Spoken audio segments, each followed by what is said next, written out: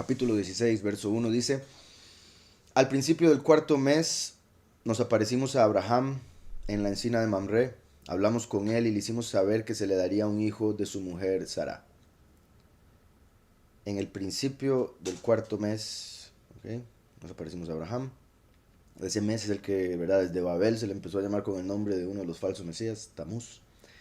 Eh, entonces decía: en la encina de Mamre hablamos con él y le hicimos saber que se le daría un hijo de su mujer Sara. Esta se rió, ¿verdad? Eso lo hablamos la vez pasada.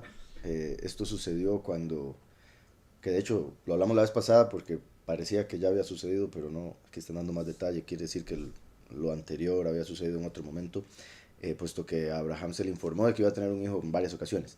Esta fue cuando él estaba con la circuncisión. Recuerden que acabamos de leer de la circuncisión, el estudio anterior. Cuando estaba con la circuncisión, que Yahweh envió a sus tres malajim principales, Micael, Gabriel y Rafael, para visitarlo. Y ahí Micael le informó que en un año iba a tener un hijo de Sara. Sara estaba escuchando y por estar escuchando lo que no debía, le falló la fe. Y ahí fue donde se rió de que no de, o sea, no fue una burla, al menos me creería yo, no fue una burla hacia el Malaj, ni Yahweh menos, eh, sino que se rió como alguien se reí, digamos, también un buen punto, que ahí llegaron los Malajim y Abraham pensaba que eran árabes. ¿Se acuerdan que los dejó entrar y les dijo: lávense los pies, porque ellos idolatraban el polvo de sus pies? Entonces, para que no entraran ídolos a su tienda. Entonces él tenía la idea de que eran árabes. Quiere decir que los ángeles se aparecieron como personas normales y no se presentaron diciendo: soy Yahweh y estos dos mis ángeles, ¿verdad? Nada que ver. Sino que se presentaron como personas normales. Abraham, estando con la circuncisión, herido, porque se dice que los primeros 3 días son los más dolorosos, se levantó para ir a llamarlos cuando los vio pasando, invitarlos a comer, mostrando la hospitalidad de Abraham tan sorprendente. Y entonces para Sara, Abraham no está hablando con un ángel. Para Sara, Abraham está hablando con algún árabe que anda por ahí. Entonces, cuando el hombre árabe le dice a Abraham: vas a tener un hijo el próximo año, Sara dice: está loco, yo creo que no sabe que su esposa es estéril, que ya no tengo el periodo hace no, años, porque ya tenía 90, ya estaba por cumplir los 90. Entonces, por eso se rió. Eh, que también es bueno para pensarlo, porque quizá uno diría: no, yo nunca me reiría o dudaría si es Yahweh el que dice la profecía. Pero si Yahweh manda la profecía por cualquier persona, incluso uno que uno piense que no conoce a Yahweh, como un árabe, uno aún así debería estar abierto a escuchar, no burlarse y ni demás, sino decir: Padre, si es tu voluntad que así sea, aunque haya venido de X persona. Entonces dice: esta se rió, pues oyó que hablábamos de eso con Abraham y la reprendimos. Entonces, temerosa, negó que se hubiera reído de tales palabras. Le adelantamos el nombre de su hijo, según lo establecido y escrito en las tablas celestiales. Vean qué perfecto, porque, bueno, ahí está diciendo que le dieron el nombre. Entonces podría decir: de ahí, si le dieron el nombre, ¿cómo no lo van a acertar? Pero ahí dice: en las tablas celestiales estaba escrito su nombre desde mucho antes que él fuera a nacer. Así como está escrito, ¿verdad?, que Yahweh tenía nuestros nombres en su mente desde la fundación del mundo. Entonces fue que él de una u otra manera lo puso en nuestros padres para que ellos nos los pusieran a nosotros, el nombre que hayan puesto. Dice: le adelantamos el nombre de su hijo según lo establecido y escrito en las tablas celestiales, Yitzhak, y que cuando volviésemos a ella en el espacio de algún tiempo habría ya concebido. Yitzhak significa él reirá. Entonces, como ella se rió, ellos dijeron: él reirá de último, ¿verdad? Yahweh se reirá de ti por no haber creído que vas a tener un hijo. Una forma de verlo, ¿verdad? Obviamente no burla, vuelvo y repito, sino el que ríe de último ríe mejor. Y el hecho de que Yitzhak representa a Yahushua al Mesías, y es a través de la muerte y resurrección de Yahushua que nosotros nos podemos gozar en vida eterna y todo lo demás, ¿verdad? Como habla la escritura, que nos debemos gozar siempre, incluso en la aflicción. ¿Por qué? Porque sabemos que todo es para bien, sabemos que lo que nos espera es mucho mejor que cualquier cosa que experimentemos aquí. Entonces, en este mes ejecutó el soberano su sentencia contra Sodoma, Gomorra, Zeboim y todos los confines del Jardín. Recuerden, eran 5 ciudades en total. Aquí menciona las dos principales, Sodoma y Gomorra, y Zeboim, que era donde se fue Lot. Entonces, este mes ejecutó el soberano, por eso vemos en Génesis que, y eso está explicado ya por si algo. En Génesis vemos cómo llegan los tres ángeles donde Abraham. Después de que hablan, comen con él, Micael se queda con él, estaban en un lugar alto, y Rafael y Gabriel, los dos otros malajim, descienden a Sodoma y Gomorra. Entonces se quedan Abraham como si fuera Yahweh, Micael como si fuera Yahushua a su derecha. Ahora, en realidad se podría decir que Micael representaba a Yahweh, Abraham a Mashiach, pero lo acabo de decir como lo dije porque Abraham significa padre de multitudes y Micael es su malaj. Entonces, estos dos, Abraham y Micael, como si fueran Yahweh y su hijo a la derecha, y Rafael y Gabriel como los dos testigos que vienen al mundo cuando Yahushua está a la derecha del Padre en el cielo. Recuerden que Yahushua dijo, la venida del Hijo del Hombre sería como los días de Lot, que fue cuando se destruyó Sodoma y Gomorra, porque se va a destruir la tierra entera, pero con fuego esta vez. Entonces, cuando los dos ángeles descienden a Sodoma y Gomorra, representa a los dos testigos viniendo al mundo en el tiempo final, mientras Yahushua está a la derecha del Padre. Y sacan a Lot, que representa el segundo éxodo, la huida, y en eso cae el fuego, que representa las plagas postreras, los últimos 3 años y medio de Apocalipsis. Entonces, en este mes ejecutó el soberano su sentencia contra Sodoma, Gomorra, Seboim y todos los confines del Jardín. Los quemó con fuego y azufre y los exterminó hasta este día. Como había dicho, se dice que Sodoma y Gomorra eran un paraíso, pero después de eso quedó como está ahorita todavía.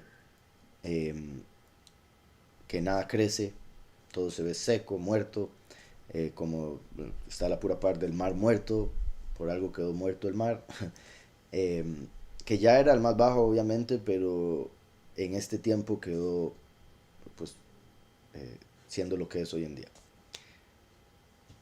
Dice, los quemó con fuego y azufre y los exterminó hasta este día. Ya te he relatado todas sus acciones propias de perversos pecadores. Mutuamente se profanaban, cometiendo fornicación e impureza en su carne sobre la tierra.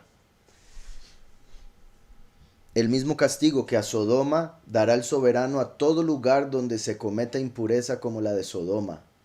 Castigará igual que condenó a esta.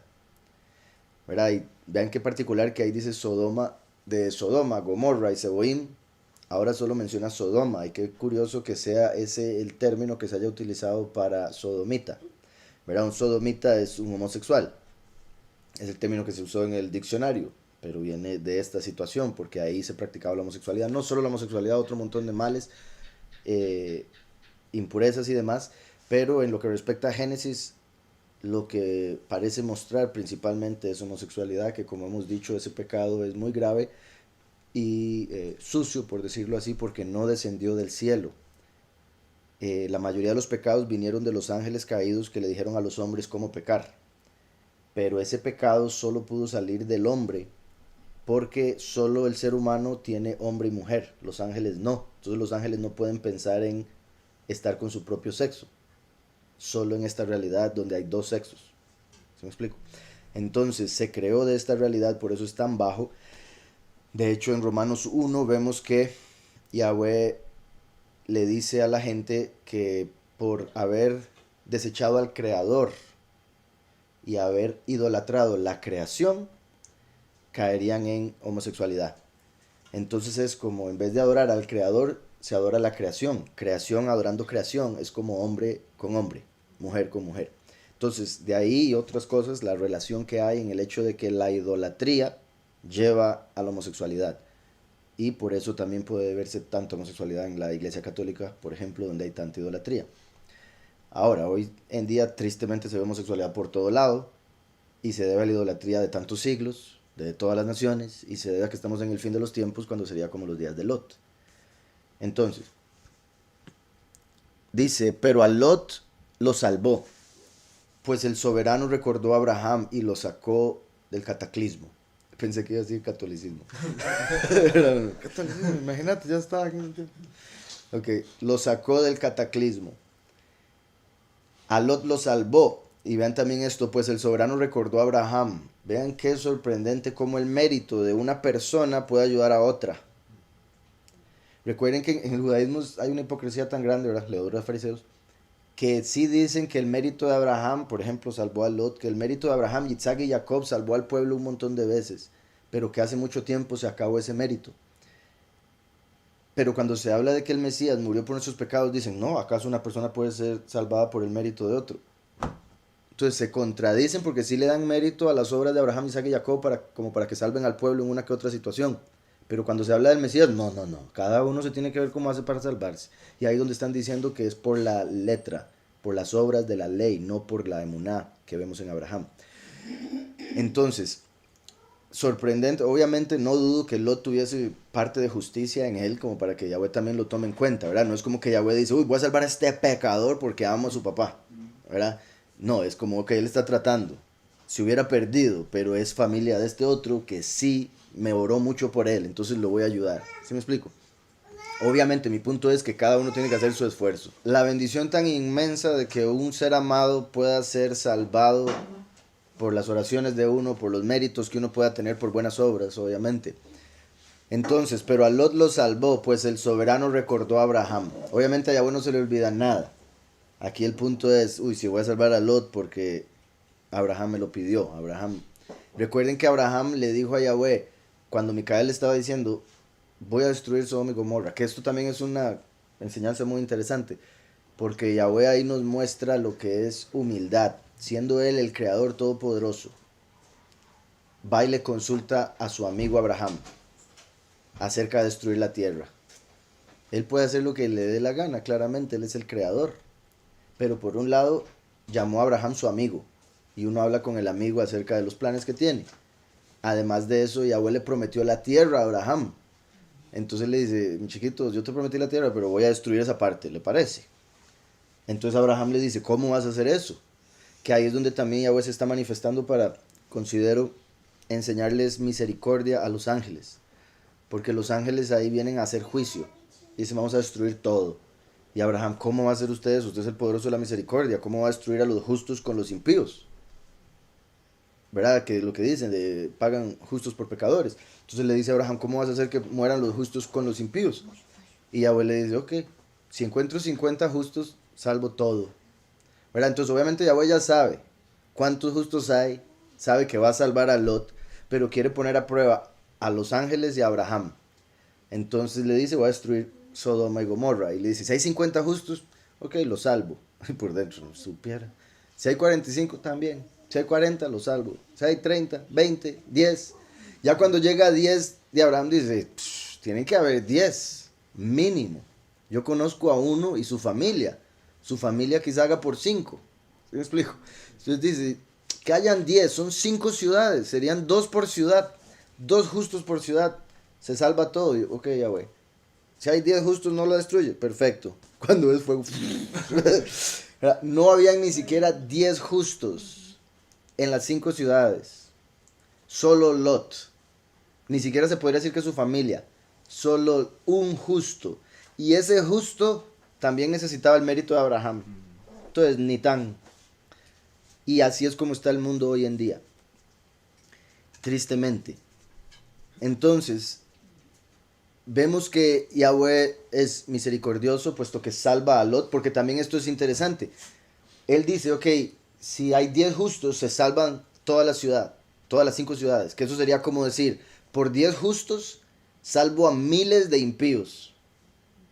Vean lo que vale un justo. Y cómo Yahweh tiene misericordia con un montón de impíos por los justos que hay. Por eso lo que les había dicho la vez pasada, que en el judaísmo se habla de que hay 36 justos en el mundo entero, en todo momento, para que el mundo pueda seguir existiendo. Si no fuera por ellos, desaparece. No hay razón para que exista, porque la tierra fue hecha para los justos. Para que la habite el hombre, pero no cualquier hombre, el que cumple sus mandamientos. Porque ese es un verdadero hombre, el que no cumple sus mandamientos se comporta como un animal. Entonces, Yahweh muestra su gran misericordia y le dice, si hay 10, salvo a todos. No habían 10, entonces destruyó la ciudad, pero no mató al justo que sí encontró. Entonces vean la misericordia, dice, sí, voy a destruir toda la ciudad, pero no voy a dejar que el justo se muera, lo voy a salvar. Dice entonces, pero a Lot lo salvó, pues el soberano recordó a Abraham y lo sacó del cataclismo.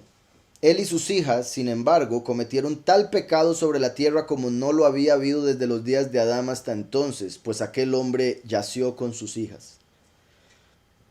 Vean, aquí, por si algo no es machismo, ¿verdad? Porque dice que él se acostó con sus hijas, pero solo le está diciendo pecado a ellas. Pero es porque ellas fueron las de la idea y lo embriagaron. Y Lot no sabía lo que hacía mientras tenía relaciones con ellas. O sea, no estaba en sus 5 sentidos, que de fijo tenía que estar despierto. Entonces, recuerden que ellas dos, que por eso también dije, básicamente Lot era el único justo, porque sus 2 hijas cometieron ese pecado y su esposa volvió a ver para atrás cuando iban de camino para afuera y se volvió sal, un pilar de sal. Entonces, solo queda Lot y sus 2 hijas. Ellas se van a un lugar donde Yahweh les permite ir y dice, ok, ese lugar no lo voy a destruir para que ustedes se salven. Cuando las hijas, verás, esto es lo que parece indicar la escritura, porque uno diría, ¿cómo van a haber cometido este pecado tan grande de acostarse con su papá? Un pecado que nunca se había cometido, pensar acostarse con el papá. Y es porque ellas, cuando ven la destrucción de Sodoma y Gomorra, que era todo lo que les rodeaba en ese lugar, en ese momento, dicen, híjole, Yahweh volvió a hacer lo de Noé. Volvió a destruir toda la tierra, pero esta vez con fuego, como había dicho. Que no lo volvería a hacer con agua, esta vez lo hizo con fuego. Entonces dijeron, la vez pasada Noé tenía a su mujer, esta vez la esposa de Lot se convirtió en sal. Entonces tenemos la responsabilidad de poblar toda la tierra nuevamente. Entonces sabían que Lot no se acostaría con ellas conscientemente y por ende lo embriagaron. Estuvieron con él esa noche, quedaron embarazadas. Entonces dice, pero a Lot, él y sus hijas, sin embargo, cometieron tal pecado sobre la tierra como no lo había habido desde los días de Adán hasta entonces, pero aquel hombre yació con sus hijas. Y quedó ordenado y grabado en las tablas celestiales contra toda su descendencia, que fueran apartados y desarraigados, ya que eran hijos de incesto, dice, dándoles el castigo de Sodoma y no dejándole en la tierra semilla humana. Bueno, aquí está hablando de las ciudades. Y quedó ordenado y grabado en las tablas celestiales contra toda su descendencia, que fueran apartados y desarraigados, dándoles el castigo de Sodoma y no dejándole en la tierra semilla humana alguna en el día del juicio. Esos serían los descendientes de Moab y Amón, los que salieron de ahí.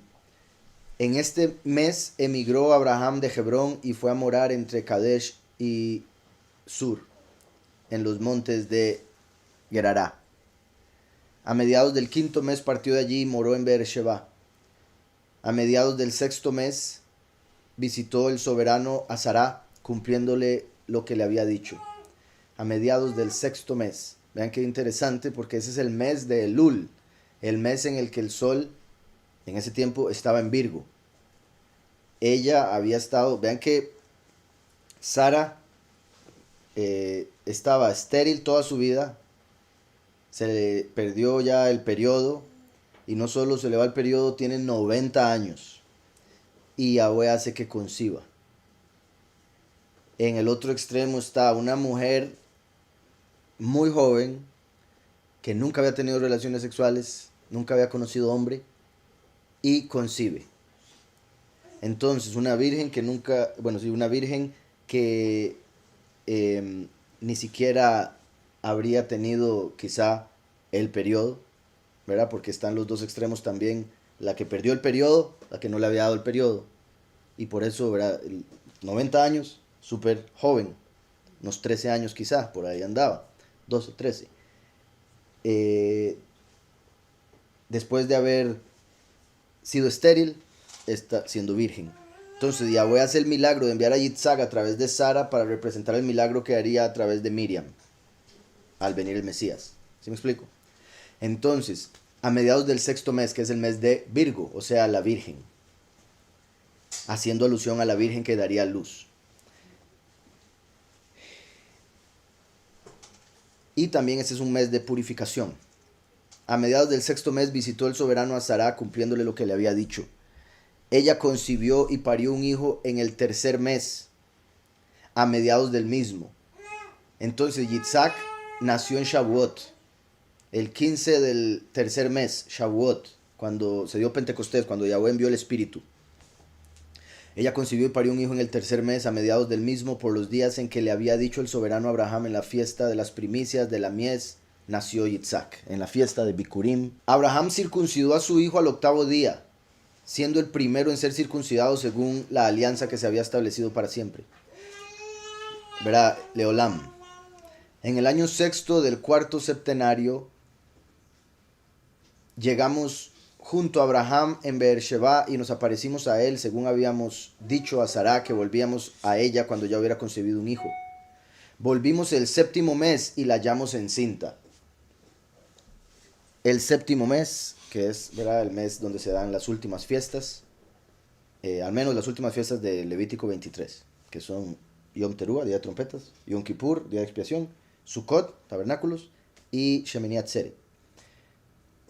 Dice, bendijimos a Abraham y le dijimos cuánto le había sido ordenado, que no moriría hasta engendrar todavía 6 hijos propios, y que los vería antes de morir, pero que en Yitzhak alcanzaría nombre y descendencia. Entonces, que no moriría hasta engendrar todavía 6 hijos. Vean qué sorprendente, que ya tenía 100 años, no esperaba tener uno, ya había concebido el segundo. Y le dice, no se preocupe que va a tener todavía más, porque recuerden que una vez que muere Sara, y Sara murió de la emoción de darse cuenta que Yitzhak no había muerto, pero bueno, es otra historia que ya está grabada en Yashar por si algo. Sara muere y Abraham se casa con Keturah. Y con Keturah tiene estos hijos que se le habían profetizado más. Dice, bendijimos a Abraham y le dijimos cómo le había sido ordenado. Y le dijimos cuánto le había sido ordenado, que no moriría hasta que engendrara todavía 6 hijos propios, y que los vería antes de morir, pero que en Yitzhak alcanzaría nombre y descendencia. Entonces dice, sí, va a tener un montón más, pero es en Yitzhak que va a venir su bendición. Nombre y descendencia, vean esas dos cosas, porque el nombre de Yahweh fue revelado a través de Moshe, hijo de Leví, bueno, hijo de Aram, hijo de Leví, hijo de Jacob, hijo de Yitzhak, hijo de Abraham. Entonces Yahweh da el nombre a través de un descendiente de Yitzhak, el nombre de Yahweh. Así como Yahushua, que es representado por Yitzhak, viene en nombre del Padre. Y él dice, yo vengo en nombre de mi Padre y no me recibes. Cuando uno venga en su propio nombre, él van a recibir, ¿verdad? Entonces Yahushua viene en nombre del Padre y como dice Juan 17, él le reveló el nombre a sus discípulos. Y después dice, y descendencia, o sea, primero y último. Primero vino el nombre hecho carne y ahora viene el último para convertirse en el Padre espiritual de los 144,000, que son 12,000 de cada tribu. Así como de Yitzhak saldría Jacob, el padre de las 12 tribus. ¿Sí me explico? Nombre y descendencia, primero y último. Toda la descendencia de sus hijos serían naciones, contadas como tales. Usted se imagina tener esta promesa, y bueno, la tenemos, se podría decir, para la próxima vida, pero en esta realidad que le digan, sí, todos sus hijos van a ser países enteros.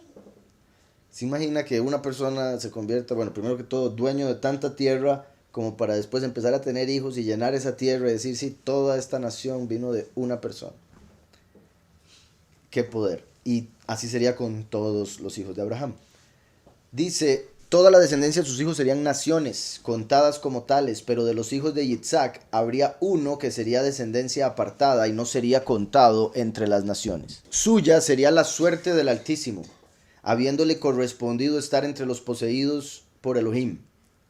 A los que Elohim posee en el sentido de que es dueño de ellos. Para que toda su descendencia sea del soberano, pueblo heredero entre todos los pueblos, reino sacerdotal, pueblo apartado. Ahora, como Yahweh nos promete en Apocalipsis que nos haría reyes y sacerdotes, también lo traducen como un reino de sacerdotes. Pues pueblo heredero entre todos los pueblos, reino sacerdotal, ahí está, reyes y sacerdotes, y pueblo apartado.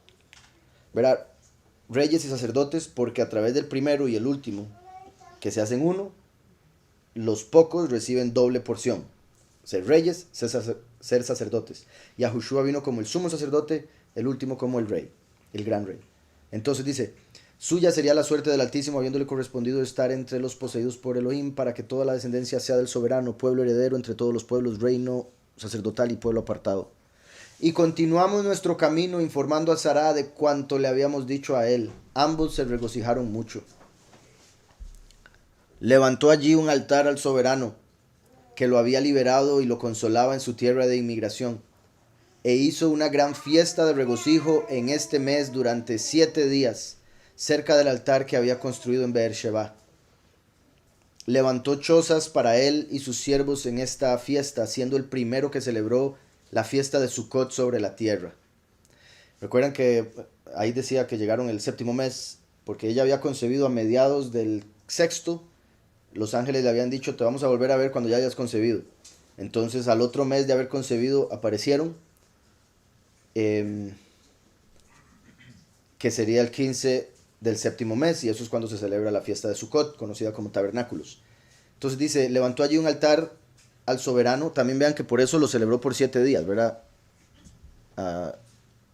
Sí, era aquí en este mismo verso. Levantó allí un altar al soberano que lo había liberado.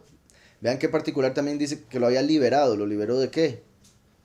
De fijo, lo había liberado un montón de cosas en el pasado, pero en este momento no hemos leído nada, ninguna liberación, pero sí lo liberó de Nimrod, lo liberó de la idolatría, lo liberó del fuego en el que lo echó Nimrod, lo liberó de la guerra contra los reyes que habíamos visto la vez pasada, recuerdan, de Sodoma, bueno, los que atacaron a Sodoma y Gomorra, entre esos estaba Nimrod, de hecho, Amrafel, Kedorlaomer, etc. Y lo estaba liberando incluso de morir sin hijos. Entonces, de fijo lo liberó de un montón de cosas, pero mi punto aquí es que en lo que ha dicho hasta el momento, él simplemente, su esposa acaba de concebir, él se había hecho la circuncisión, no ha pasado nada extra. Sin embargo, dice, levantó allí un altar al soberano que lo había liberado, y termina siendo esta la fiesta de Sukkot. Y recordemos que la fiesta de Sukkot es la última fiesta que se va a celebrar antes de que llegue Shemini Atzeret, que es la última de las fiestas, en la cual se da la cosecha, o sea, la liberación del pueblo. Entonces, vean cómo dice, levantó yo un altar al soberano que lo había liberado. La fiesta de Sukkot tiene que ver con liberación. Dice, y lo consolaba en su tierra de inmigración. Lo consolaba en su tierra de inmigración, o sea, en la tierra donde estaba él, que no era la suya propia, como hoy en día, después de que el Padre nos ha esparcido por todos los 4 ángulos de la tierra.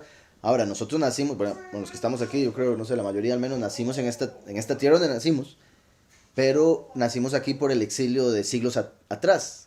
Por más que amemos esta tierra y deseemos lo mejor para ella, no es la tierra final para nosotros, no es la heredad nuestra en realidad. Y también por eso la mayoría que alquilamos o algo así, ¿verdad? Que esa es otra cosa. Por más que uno esté en otras tierras, ¿cuántos en realidad son dueños de parte de esa tierra? Muy pocos. Que lo había liberado y lo consolaba en su tierra de inmigración. Entonces ahí representa la liberación del segundo éxodo, porque estaremos en los 4 ángulos de la tierra. E hizo una gran fiesta de regocijo en este mes durante 7 días cerca del altar que había construido en Beersheba, que significa el pozo del pacto, o el pozo de 7 lados, como los 7 días de Sukkot, y el pacto que ella va a quedar claro una vez que los pocos se han transformado y reciben el cuerpo nuevo para casarse con Mashiach en las bodas del Cordero. Y Mashiach, que es el pozo, ¿verdad? Beer. Levantó chozas para él, que ahí se podría decir más bien levantó Sukkot, levantó enramadas. Por eso dice chozas, ¿verdad? Cualquiera diría que, casas, entonces les hizo todos. Levantó chozas para él, Sukkot, y sus siervos en esta festividad, siendo el primero que celebró la fiesta de los Sukkot sobre la tierra. En estos 7 días, Abraham ofreció diariamente en el altar un holocausto al soberano de 2 bueyes, 2 carneros, 7 ovejas y un cabrito. Vean la dualidad a través de todo esto. 2 bueyes. El buey representa al último, el testigo como Moshe, que muere como el buey o becerro de Yom Kippur, y trae la doble porción, y es el que viene de segundo, en la segunda parte del año, etcétera, etcétera. Entonces, 2 bueyes, 2 carneros. El carnero representa a Eliyahu. Eliyahu ya vino 2 veces. Bueno, como Eliyahu y como Juan el Bautista. O se puede decir, después de haber sido Eliyahu llevado, tendría que venir 2 veces, como Juan el Bautista y uno de los 2 testigos de Apocalipsis 11. Entonces, 2 carneros, 7 ovejas, y Yahushua es 7 ovejas y un cabrito. El cabrito, como he dicho, el macho cabrío de Yom Kippur.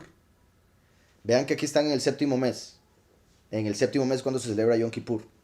Los sacrificios de Sukkot son un montón, son en realidad 70 becerros que representan a todas las naciones, pero aquí está diciendo el sacrificio que hizo en ese primer Sukkot. Y como les digo, está representando la dualidad, 2 bueyes, 2 carneros, representando a los 2 testigos, que son como el buey y el carnero de Yom Kippur. Un cabrito como Yahushua, el macho cabrío que era sacrificado para Yahweh. Y también qué curioso que son un cabrito, no dos cabritos, a pesar de ser dos bueyes, dos carneros. ¿Sí me estoy explicando? Dos bueyes, dos carneros vienen con la doble porción, vienen de segundos en la segunda parte del año. Un cabrito, porque fue en la primera parte del año, como el primero, que Yahushua, el macho cabrío, se presentó. Y después 7 ovejas, como las 7 congregaciones. Las 7 luces de la menorá, los 7 días de la semana, 7 días de creación, etc. Entonces representa la congregación completa. Dice, para hacer con ello expiación de sus pecados por sí y por su descendencia. Como ofrenda saludable, sacrificó 7 carneros, 7 cabritos, 7 ovejas. Aviser, usted tiene la escritura, ¿verdad? Bueno, ahí dice igual, saludable. Sí, igual. Que quizá aquí se esté refiriendo, digamos, como uno saluda diciendo shalom, y saludable es de salud. Quizá aquí se esté refiriendo a shelamim, los sacrificios shelamim, que son los sacrificios cuando uno está bien, con salud, no le falta nada, se encuentra bien con el Padre, no ha pecado o ya pagó sus pecados y decide dar algo extra. Entonces, lo anterior era para expiación, ahora esto es para regalo, ofrenda. Como ofrenda saludable sacrificó 7 carneros, 7 cabritos, 7 ovejas, 7, número de completitud terrenal. Carneros Eliyahu, cabritos Yahushua, 7 ovejas, como dije ahora las congregaciones. Bueno, aquí viene 7 machos cabríos, que ahí sería más bien donde entra Mashiach también. Dice, con sus ofrendas de frutos y libaciones, produciendo con toda su grasa en el altar un holocausto selecto de agradable aroma al soberano. Vean que este es de salud, Shelamim, y no menciona ni cordero ni becerro, que esos normalmente están relacionados con expiación, perdón. Aquí menciona de primero carneros, que curiosamente el carnero, el Eliyahu, es una ofrenda así, es una ofrenda Shelamim. Con Yahushua se pagó, o sea, se podría decir de esta manera, hay varias formas de acomodarlo, pero Yahushua viene y paga por los pecados conscientes.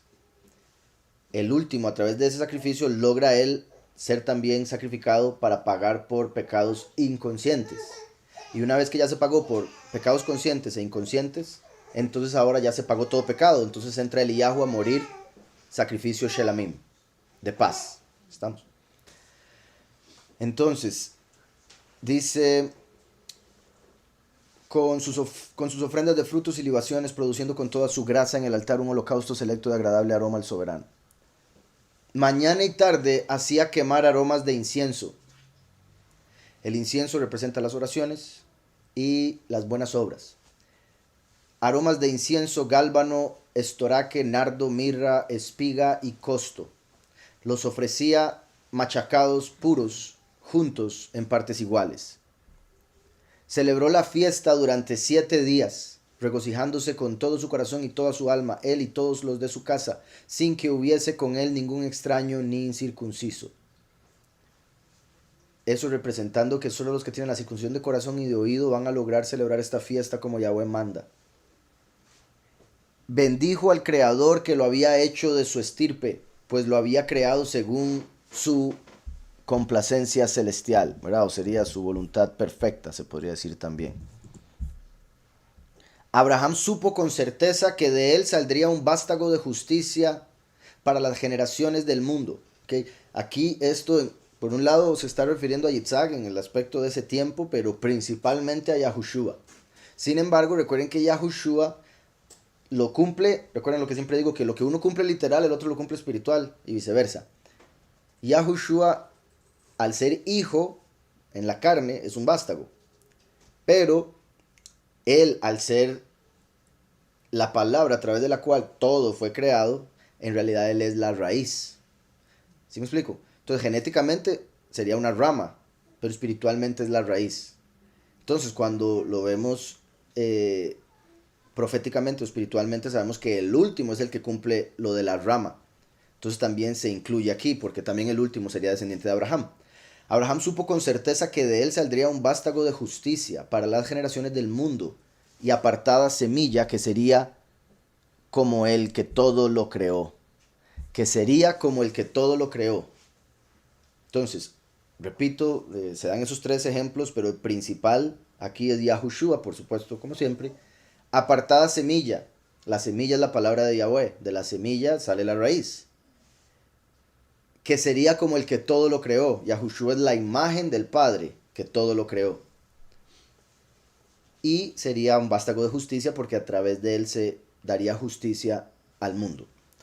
Dice, bendijo a su creador con alegría y llamó a esta fiesta, fiesta del soberano, regocijo aceptable al poderoso altísimo. Entonces dice, lo bendijimos eternamente con toda su descendencia por siempre, pues hizo esa fiesta en su momento según el testimonio de las tablas celestiales.